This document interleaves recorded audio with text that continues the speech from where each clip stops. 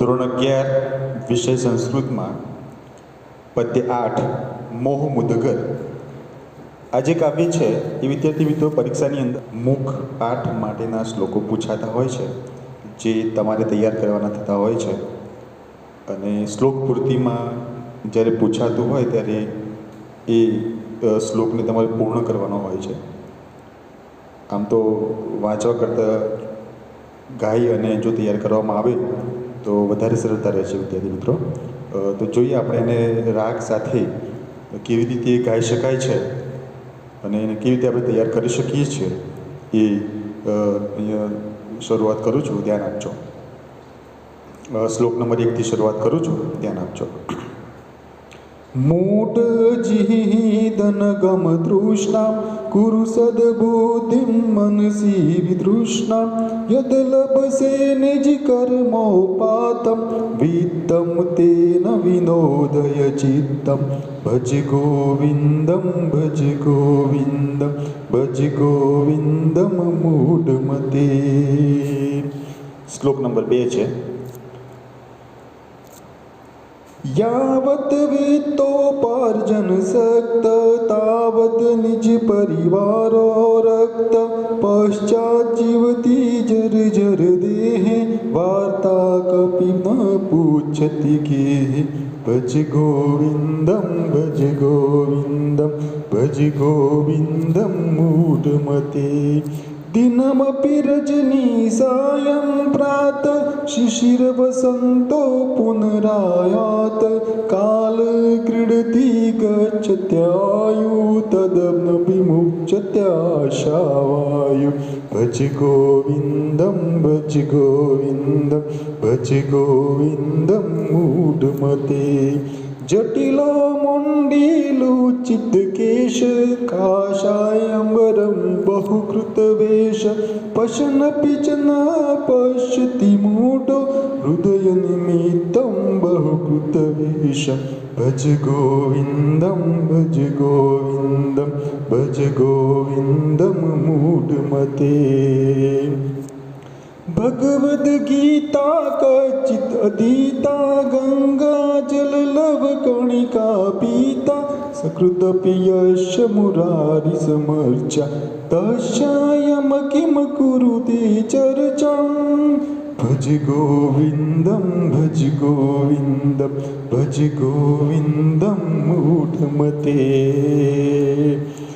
कामं क्रोधं लोभं मोहं त्यक्त्वात्मनं भावय कोऽहम् आत्मज्ञानविहीना मूढा ते पच्यन्ते नरकनिगूढा भज गोविंदम भज गोविंदम भज गोविंदम मूढ़मते. ज्ञेयं गीतानां सहस्रं ध्येयं श्रीपतिरूपं भज स्म नेयं सज्जनसङ्गे चित्तं देयं दीनजन च वित्तं भज गोविंदम भज गोविंदम भज गोविंदम मूढ़मते. सुखत क्रियते धनन भोग पश्चादन्त शरीरे रोग अद्यपि लोके मरणं शरणं तदपि च मुच्यति पापाचरणं भज गोविंदम भज गोविंदम भज गोविंदम मूढ़मते. વિદ્યાર્થી મિત્રો, જે આ શ્લોક પછી છેલ્લી જ લીટી ગાઈએ છે, ભજ ગોવિંદમ ભજ ગોવિંદમ ભજ ગોવિંદમ મૂઢમતે, 3 વાર ભજ ગોવિંદ ગાવાનું હોય છે. એ પુસ્તકમાં આપેલું નથી વિદ્યાર્થી મિત્રો, પણ આ ભજ ગોવિંદ જે કાવ્ય છે એમાંથી, આ સ્ત્રોત્ર કાવ્યમાંથી લેવામાં આવે છે. એટલે ભજ ગોવિંદ જે વાત કરી છે એ ચરપટ પંજરિકા જે અંદર પુસ્તકમાં સ્ત્રોત્ર કાવ્ય છે એ ભજ ગોવિંદ એટલે કે ચરપટ પંજરિકા તરીકે ઓળખાય છે. અને એમાંથી આ શ્લોકો લીધેલા છે અને એ પ્રમાણે એનો રાગ છે. એટલે થોડુંક તમે ધ્યાન દોરજો વિદ્યાર્થી મિત્રો, આ રીતે તમે તૈયાર કરી શકો છો. ઓકે વિદ્યાર્થી મિત્રો.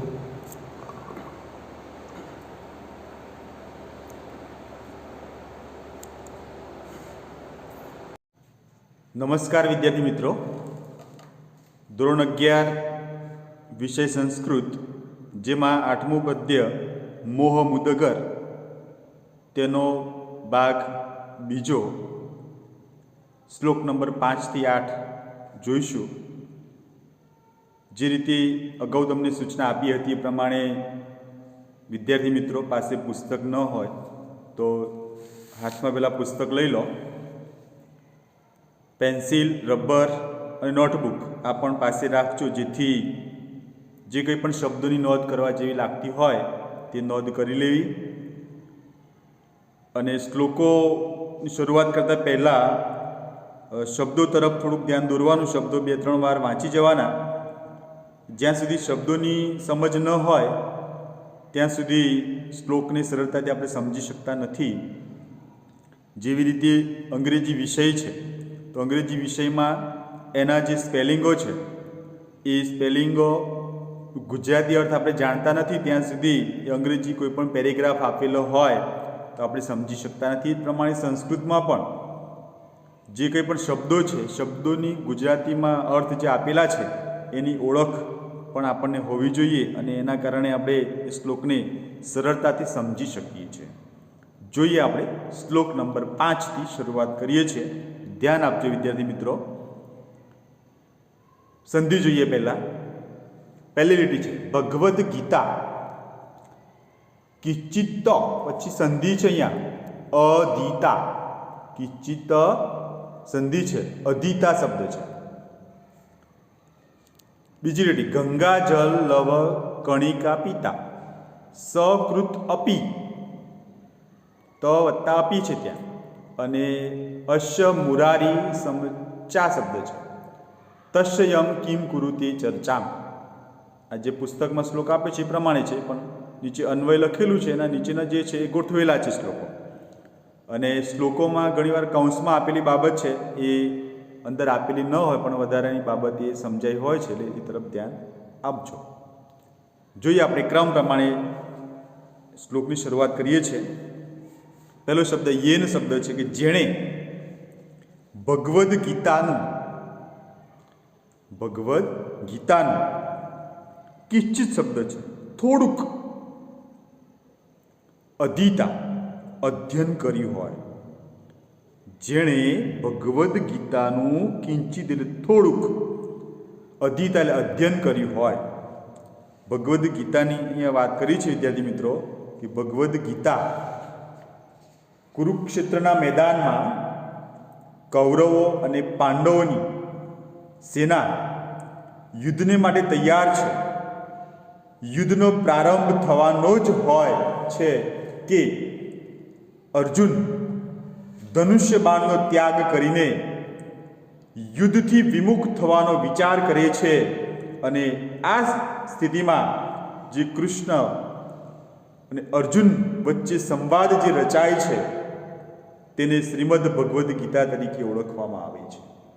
વિદ્યાર્થી મિત્રો, શ્રીમદ ભગવદ્ ગીતા એ અર્જુન અને કૃષ્ણ ભગવાન બંનેનો જે સંવાદ રચાય છે એને શ્રીમદ ભગવદ્ ગીતા તરીકે ઓળખાય છે. એટલે કહ્યું છે કે શ્રીમદ ભગવદ્ ગીતાનું થોડુંક અધ્યયન કર્યું હોય. બીજી લીટી છે ગંગાજળ. ગંગાજળનું લવ એટલે નાનું, કણિકા એવું ટીપું. ગંગાજળનું નાનું એવું ટીપું પિતા પીધું હોય. ગંગાજળનું નાનું એવું ટીપું પીધું હોય. ત્રીજી લીટી છે તથા અશ્ય સકૃત અપી. જેણે એકવાર, અશ્ય સકૃત અપી, જેણે એકવાર પણ મુરારી સમર્ચ્યા ભગવાન વિષ્ણુની પૂજા કરી હોય. જેણે એકવાર ભગવાન વિષ્ણુની પૂજા કરી હોય. સમર્ચ્યા એટલે પૂજા કરવી, મુરારી સમર્ચ્યા એટલે ભગવાન વિષ્ણુની પૂજા કરી હોય. તસ્ય તેની, પછી શબ્દ લેવાનો ચર્ચા. તસ્ય ચર્ચા એટલે તેની ચર્ચા યમ કિમ કુરુતે, યમરાજ પણ કરતા નથી. તેની ચર્ચા યમરાજ પણ કરતા નથી. ફરી એકવાર વિદ્યાર્થી મિત્રો અનુવાદ બોલું છું, ધ્યાન આપજો કે જેણે, યેન શબ્દનો શું થાય, જેણે ભગવદ્ ગીતા કશ્ચિત અધીતા, ભગવદ્ ગીતાનું થોડુંક અધીતા એટલે અધ્યયન કર્યું હોય, ગંગાજળ નાનું એવું ટીપું પીધું હોય, જેણે એકવાર સકૃતપી મુરારી સમર્ચા એટલે કે ભગવાન વિષ્ણુની પૂજા કરી હોય, તસ્ય ચર્ચા તેની ચર્ચા યમ કિમ કુરુતે યમરાજ પણ કરતા નથી. એટલે અહીંયા આ શ્લોકની અંદર કહેવામાં આવ્યું છે કે ભગવાનનું જ્યારે નામ લેવામાં આવે છે, ભગવદ્ ગીતાનું વાંચન કરવામાં આવે છે અને ભગવાન વિષ્ણુની પૂજા કરવામાં આવે છે, એવા વ્યક્તિઓ મૃત્યુ પણ આવી શકતું નથી. એટલે કે યમરાજ પણ એવા વ્યક્તિને લેવા માટે એમની ચર્ચા કરતા નથી. એટલે આવા જે માણસો રહેલા છે એ માણસો પોતાનું આયુષ્ય એ લાંબુ જીવતા હોય છે અને સારા કર્મ કરીને મોક્ષની પણ પ્રાપ્તિ કરતા હોય છે. એટલે કે મોહ માયા છોડી અને એ વ્યક્તિઓ ભગવદ્ ગીતાનું વાંચન કરવું, ગંગાજળના નાનું એવું ટીપું પીવાની વાત કરી છે અને ભગવાન વિષ્ણુની એકવાર પૂજા કરી હોય, આવા જે વ્યક્તિઓ છે એ વ્યક્તિઓ મૃત્યુનો પણ ડર હોતો નથી, મૃત્યુનો પણ એમને ભય હોતો નથી. 5મા શ્લોકને અહીંયા સમજાવવામાં આવ્યો છે. ત્યાર પછીનો શ્લોક આપણે જોઈએ વિદ્યાર્થી મિત્રો, 6થા શ્લોક વિશે. સૌથી પહેલાં તો આપણે શબ્દો તરફ થોડુંક ધ્યાન દોરી દઈએ. સંધિ પહેલેથી કામમ, ક્રોધમ, લોભમ, મોહમ ત્યક્તવા પછી સંધિ છે આત્માના, પછી ભાવય ક વત્તા અહમ સંધિ છે. ત્યાં આત્મજ્ઞાન વિહીના મૂટા તે પચ્યંતે ક્રિયા પછી એટલે વાક્યને છેલ્લે જશે. નર્ક નિગૂઢા, આ રીતે સંધિ પણ થોડુંક ધ્યાન દોરજો. જોઈએ આપણે ક્રમ પ્રમાણે અન્વય સાથે. કામમ, ક્રોધમ, લોભમ, મોહમ. કામ, ક્રોધ, લોભ, મોહ. ત્યક્તવા, ત્યક્તવા એટલે ત્યજીને. કામ, ક્રોધ, લોભ, મોહ ત્યજીને. આત્મન ભાવય, તું પોતાને ઓળખ, તું પોતાને ઓળખ. આત્મન ભાવય એટલે તું કહમ, પોતાને ઓળખતું. આત્મન એટલે પોતાને અને ક અહમ ભાવય, તું પોતાને ઓળખ. ત્રીજી રીત છે યે, જે આત્મજ્ઞાન વિહીના, આત્મજ્ઞાન વગરના, વિહીના એટલે વગરના થાય, આત્મજ્ઞાન, આત્મજ્ઞાન. મૂઢા પામર જીવો છે, આત્મજ્ઞાન વગરના જે પામર જીવો છે. ચોથી લીટી તે નર્ક નિગૂઢા પચ્યંતે, તેઓ નર્કમાં ડૂબેલા રંધાય છે. નર્ક નિગૂઢા એટલે નર્કમાં ડૂબેલા, પચ્યંતે રંધાય છે. આ રીતે જે વ્યક્તિ કામ, ક્રોધ, લોભ, મોહ જે વિકારો છે એ વિકારોનો જ્યારે ત્યાગ કરી અને કહેવામાં આવે છે કે તું પોતે કોણ છે, તું પોતાને ઓળખ. અને જે આત્મજ્ઞાન વગરના પામર જીવો છે કે જેમનામાં આત્મજ્ઞાન નથી, તેવા વ્યક્તિઓ નર્કમાં ડૂબેલા રંધાય છે. એટલે અહીંયા જ્યારે મોહ માયામાં ફસાયેલો વ્યક્તિ, જે આત્મજ્ઞાન વગરના જે વ્યક્તિઓ છે, એવા જે વ્યક્તિઓ એ કહેવાય છે કે સનાતન પ્રશ્નનો ઉકેલ પામવા પ્રયત્નશીલ બનવાનું છે. આત્મજ્ઞાન વગરના મૂઢ પ્રામર માનવ નર્કમાં ડૂબેલા રંધાય છે. માનવે પોતાનું કલ્યાણ કરવા માટે ગીતા સહસ્ત્રની વાત કરી છે. એટલે અહીંયા આ શ્લોકની અંદર સમજાવવામાં આવ્યું છે કે જે માણસો આપણે જોઈએ છે કે જ્યારે એ માણસ ક્યારેય ભણવા ગયો નથી, પણ જેને આત્મજ્ઞાન થાય છે તો એ વ્યક્તિમાં અનેક પ્રકારનું જ્ઞાન આવતું હોય છે. કેમ કે આત્મા અને પરમાત્મા બંનેનું જ્યારે મિલન થતું હોય છે ત્યારે એ વ્યક્તિમાં અનેક પ્રકારનું જ્ઞાન આવતું હોય છે, અભ્યાસ ન કર્યો હોવા છતાં પણ. એટલે જ્યારે જેનામાં આત્મજ્ઞાન રહેલું છે એવા માણસ આપણે કહીએ કે સ્વર્ગમાં જવું અને નર્કમાં જવું. તો જેનામાં આત્મજ્ઞાન છે, આત્મ સાક્ષાત્કાર કરેલો છે એવા વ્યક્તિઓ એ સ્વર્ગની અંદર એમને માર્ગ મળે છે, રસ્તો મળે છે. અને જ્યારે આત્મજ્ઞાન નથી, જેની પાસે વિહીના છે, એવા જે વ્યક્તિઓ છે એમને નર્કમાં સ્થાન મળતું હોય છે. એટલે સ્વર્ગમાં અને નર્કમાં કયા વ્યક્તિઓ જઈ શકે છે? આત્મજ્ઞાન વગરના જે છે નર્કમાં જ એમને સ્થાન મળતું હોય છે. અને જેમની પાસે આત્મજ્ઞાન છે, આત્મજ્ઞાન મેળવેલું છે, આત્મ સાક્ષાત્કાર કરેલો છે, સ્વયં પ્રભુને પ્રાપ્ત કર્યા છે, એવા જે વ્યક્તિઓ છે એ વ્યક્તિઓની સામે રહેલી દરેક બાબત સ્પષ્ટપણે સાચીની સાચી અને ખોટાની ખોટી બાબત પણ એ સમજી શકે છે. એટલે કે સારું નરસું, યોગ્ય અયોગ્ય એ પોતાની રીતે, પોતાની દ્રષ્ટિથી, કેમ કે પોતાની અંદર પ્રભુનો વાસ થયો છે, તો એ દીર્ઘ દ્રષ્ટિ થકી એ વ્યક્તિ સામે રહેલી યોગ્ય અયોગ્ય બાબતને સમજી શકે છે. ઓકે વિદ્યાર્થી મિત્રો, ત્યાર પછીનો શ્લોક 7મો શ્લોક છે એને આપણે જોઈએ, ધ્યાન આપજો. સંધિ જોઈ લઈએ પહેલા. જ્ઞેયમ ગીતાનામ સહસ્ત્રમ ધ્યેયમ શ્રીપતિ રૂપ, પછી સંધિ છે અજસ્મ. નિયમ સજ્જન સંગે ચિત્તમ દેયમ દિનજનાય ચ વિત્તમ. જોઈએ, ધ્યાન આપજો. અન્વય સાથે આપણે શ્લોક જોઈએ છે. સંધિ પેલા ગીતાનામ સહસ્ત્રમ શબ્દ છે, પછી બીજી લીટીમાં શ્રીપતિ રૂપમ, પછી અ શબ્દ છે, મ પછી અ છૂટું પડે છે, અજસ્મ. જોઈએ ક્રમ પ્રમાણે ધ્યાન આપજો.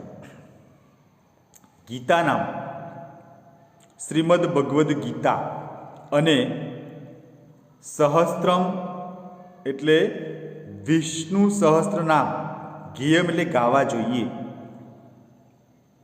પહેલી લીટીમાં કહે છે ગીતા નામ એટલે શ્રીમદ ભગવદ્ ગીતા અને સહસ્ત્રમ વિષ્ણુ સહસ્ત્ર નામ. વિષ્ણુ સહસ્ત્ર નામ ગાવા જોઈએ. ત્યાર પછી કહે છે બીજી લીટી છે શ્રીપતિ રૂપમ. શ્રી એટલે લક્ષ્મી થાય, લક્ષ્મીના પતિ, વિષ્ણુની વાત કરી છે એટલે કે લક્ષ્મીપતિ. શ્રીપતિ એટલે લક્ષ્મીપતિ, વિષ્ણુના રૂપનું. રૂપમ એટલે વિષ્ણુના રૂપનું. વિષ્ણુ એટલે શ્રીપતિ એટલે વિષ્ણુ થાય. લક્ષ્મીપતિ વિષ્ણુના રૂપનું અજસ્મ વારંવાર ધ્યેયમ ધ્યાન કરવું જોઈએ. ધ્યેયમ એટલે ધ્યાન કરવું જોઈએ. લક્ષ્મીપતિ વિષ્ણુના રૂપનું વારંવાર ધ્યાન કરવું જોઈએ. સજ્જન સંગે સજ્જનોના સંગમાં. સજ્જન સંગે એટલે સજ્જનોના સંગમાં. ચિત્તમ મનને દોરી જવું. નિયમ એટલે દોરી જવું, લઈ જવું. ચિત્તમ એટલે મનને અને નિયમ એટલે દોરી જવું. ચોથી લીટી છે દીન જનાય. દીન જનાય એટલે ગરીબ માણસને. દીન જનાય એટલે ગરીબ માણસને. ચ વિત્તમ દેયમ ધન આપવું જોઈએ. ગરીબ માણસને ધન આપવું જોઈએ. એટલે અહીંયા પણ આ શ્લોકમાં કહેવાયું છે કે શ્રીમદ ભગવદ્ ગીતા વિષ્ણુ સહસ્ત્ર નામ ગાવાની વાત કરી છે, ગાવા જોઈએ. લક્ષ્મીપતિ વિષ્ણુનું રૂપનું વારંવાર ધ્યાન કરવું જોઈએ. સજ્જનોના સંગમાં મનને દોરી જવું એટલે કે સારા માણસનો સંગ કરવામાં આવે તો સારા વિચારો પ્રાપ્ત થતા હોય છે. અને ઘણા બધા ધનવાન માણસો જે દાન કરવાની ક્રિયા છે કે યોગ્ય જગ્યાએ દાન કરે, એટલે કે ગરીબ માણસને પણ ધન આપવું જોઈએ. યોગ્ય અને અયોગ્ય બાબત સમજીને જે દાન કરવાની ક્રિયા છે એ જ્યાં સુધી માણસ સમજે છે ત્યાં સુધી એ જેનું ધન છે એ સારા માર્ગે સારા રસ્તે એનો વ્યય થતો આપણને જોવા મળે છે. જોઈએ શ્લોક નંબર 8, છેલ્લો શ્લોક છે વિદ્યાર્થી મિત્રો, ધ્યાન આપજો. સંધિ જોઈએ પહેલાં. સુખત ક્રિયતે, ધન્યા ભોગ શબ્દ છે, ધન્યા ભોગ શબ્દ છે. બીજી લીટી છે પશ્ચાત હંત શરીરે રોગ, અદ્યપિ લોકે મરણમ શરણમ, તથાપિ ન મુચ્યતિ પાપાચરણમ. એટલે એ કહે છે, અન્વય સાથે આપણે શ્લોક સમજીએ, ધ્યાન આપજો.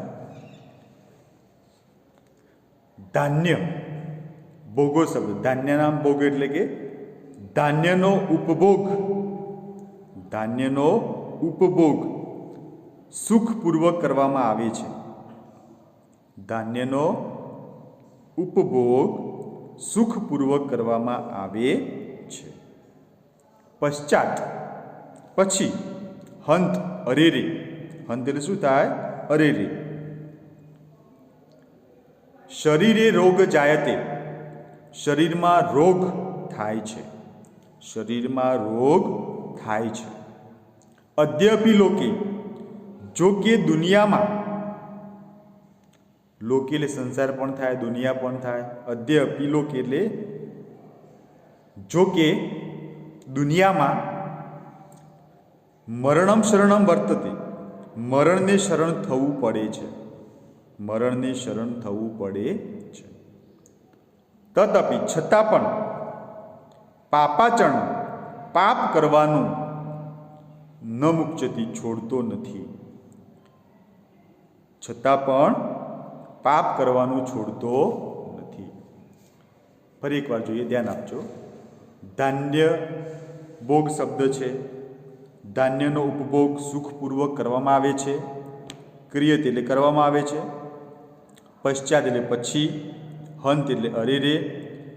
શરીરે રોગ જાયતે, જાયતે ક્રિયા પછી, અંદર આપેલું નથી પણ કૌંસમાં લખેલું છે, રોગ થાય છે. અદ્યપિ જો કે દુનિયામાં મરણને શરણ થવું પડે છે. તથાપિ છતાં પણ પાપાચરણ, પાપ કરવાનું છોડતો નથી.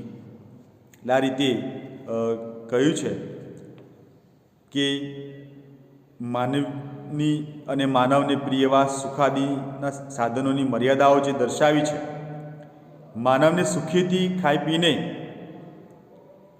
રોગના ભોગ થવું પડે છે અને છેવટે મરણને શરણ થવાનું અવશ્યંભાવી છે. એ કરુણ સ્થિતિ હોવા છતાં તે પાપાચરણનો ત્યાગ કરતો નથી. અહીંયા કહેવા માગે છે વિદ્યાર્થી મિત્રો શ્લોકની અંદર કે માણસ જ્યારે મરવા પડ્યો છે છતાં પણ એના અંદર રહેલા જે લોભ લાલચના કારણે અનેક પ્રકારની આશાઓ લઈને એ માણસ મરણ પથારી હોવા છતાં પણ એના જે દુષ્કર્મો હોય, ખરાબ કર્મો છે, એની જે કંઈ પણ પ્રકૃતિ કહે છે એનો સ્વભાવ જે છે, એના મનના જે વિચારો છે એ વિચારોને ક્યારેય બદલવાનો પ્રયત્ન કરતો નથી. અને એને ખબર છે, કહીએ છીએ કે ભોગવે એ ભાગ્યશાળી. ઘણા માણસોની પાસે અનેક પ્રકારનું ધન હોય છે પણ એ ધનને સુખીથી ભોગવી પણ શકતા નથી. એટલે કે જે ભોગવે છે એ જ ભાગ્યશાળી છે. અને સુખના કારણે, અનેક પ્રકારની ભૌતિક સુખ સગવડોના કારણે એ માણસ રોગ પણ ઉત્પન્ન થાય છે. અને આ સંસારમાં દરેક મનુષ્યને મરણને શરણ, મૃત્યુ આવવાનું છે. જન્મ પછી મૃત્યુ ને મૃત્યુ પછી જન્મ, આ અવિરત ચાલ્યા કરે છે. માણસને ખબર છે કે હું મરી જવાનો છું, છતાં પણ એના જે પાપ કર્મો છે એ પાપ કર્મોને છોડવા માગતો નથી. મરણ પથારી હોવા છતાં પણ એ માણસ એ પોતાના પાપ જે કર્મો છે એ કર્મો, એના વિચારો જે છે એ ક્યારેય એના બદલાતા નથી. એનું કારણ એક જ છે વિદ્યાર્થી મિત્રો કે એ માણસ મોહ માયામાં ફસાયેલો છે, એટલે કે મોહને ફોડી નાખનાર, આપણે જે કાવ્યનું શીર્ષક હતું, મોહને ફોડી નાખનાર મુદગર જે શબ્દ છે, હથોડીની વાત કરી છે. ફોડી નાખનાર હથોડી, મુદગર એટલે ફોડી નાખનાર હથોડી. પણ કોને? તો મોહને. આખા કાવ્યના જે પણ શ્લોકો આપ્યા છે, દરેક શ્લોકોમાં મનુષ્ય પોતાના જીવનમાં સંતોષની અનુભૂતિ કરવાની છે અને એની પાસે જે કંઈ પણ